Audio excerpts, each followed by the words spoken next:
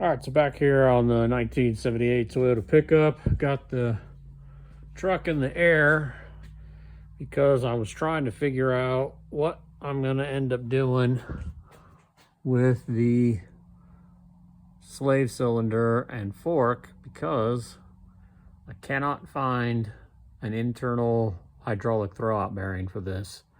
There are some universal jobbers that, I'd have to do all the shimming and figuring it out, but as far as like designed for this engine and transmission, there ain't nothing. So trying to figure it out. I sent an email over to Drift Motion, who's got, those guys seem to know everything about these things. And they said that I had the wrong clutch fork, and so this is the correct one, which is a cast piece. But it's basically the same shape as the one that's already up in there. And, from where this is setting, if I put the fork, and you can't see it, but if I put the fork on the throwout bearing, you can see that slave cylinder. It's not even close. I mean, I'm miles away from that working. It's almost like that slave cylinder would need to be mounted upside down in order for that to work. And so, if I did that, like you could see the bleeder valve is on the top. If I mounted that upside down, the hell this would ever get bled. Like, there's no chance. Like, these suck to bleed already.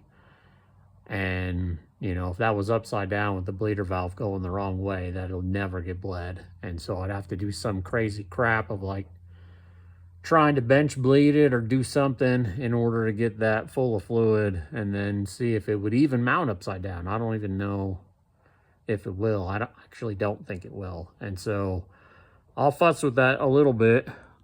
But then you can also see like what I was hoping to avoid, that that slave cylinder is up over the floorboard on the bottom.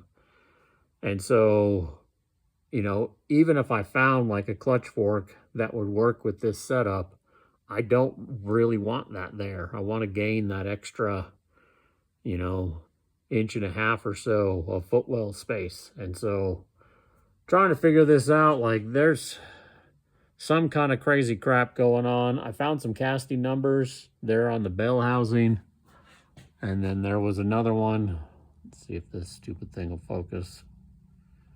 No, whatever. So there's another one there on the transmission itself. And so I sent those things over to the folks and see if they can help me out here.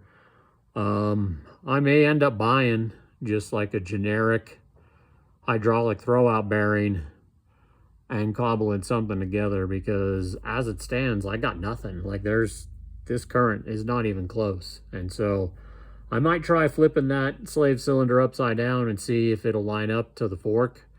I don't think it will, but I'll see. And then, like I said, like trying to bleed it would be a freaking nightmare. So got quite the mess going on, and I can't, in good faith, try to fill in the floor with this as it stands right now. It's like, if I could gain the extra inch and a half, I want to gain it. And if I can't, then I don't want to put the floor in. So I'm kind of stuck right here trying to figure this mess out. So we'll see what happens. All right, thanks. See you in the next one.